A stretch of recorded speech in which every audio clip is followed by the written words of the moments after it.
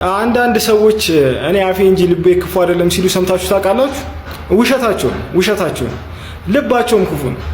ምክንያቱም በልብ ሞልቶ ያልተረፈውን ነገር አንደበት ሊናገር አይችልምና መጽሐፍ ቅዱሳችን በሉቃስ ወንጌል ምዕራፍ 6 ቁጥር 45 ላይ ሲናገር መልካም ሰው በልቡ ከሞላው መልካም ነገር መልካሙን ያወጣል፣ ክፉም ሰው በልቡ ከሞላው ክፉ ነገር ክፉን ያወጣል።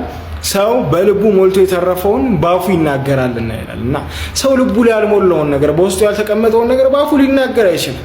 ስለዚህ የማስመሰል ንግግር ነው። እኔ አንደበቴ እንጂ ልቤ ክፉ አይደለም ማለት መጽሐፍ ቅዱሳችን እንግዲህ ለሌሎች የሚጠቅም ሲሰሙት የሚታነጹበትን ንግግር እንድናገር ይነግረናል። በኤፌሶን ምዕራፍ 4 ቁጥር 29 ላይ ሲናገር እንደ አስፈላጊነቱ ሌሎችን የሚያንጽና ሰሚዎችን የሚጠቅም ቃል እንጂ የማይረባ ቃል ከአፋችሁ አይውጣ ይላል። ሌሎች ሲሰሙት የሚታነጹበት ጸጋን የሚያገኙበት ቃል ከአንደበታችን እንድናወጣ ይናገራል።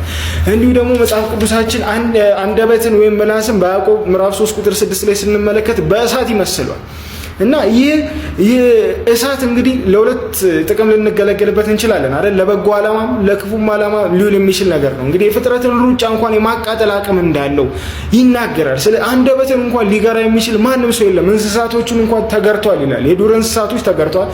አንደበቱን ግን ሊገራ የሚችል ሰው ማንም ሰው የለም ይላል እና ይህ አንደበታችን እሳት ነው። ሌሎችን ለሚጠቅም ነገር ካዋል ነው የፍጥረት ሩጫ የሚያስቀጥል የሚጠቅም ነገር ነው። ደግሞ ሌሎችን ሊያቃጥልም ሊያጠፋም የሚችል ነገር ነው። እንደው በአባባል የሚባል ነገር አለ አይደል?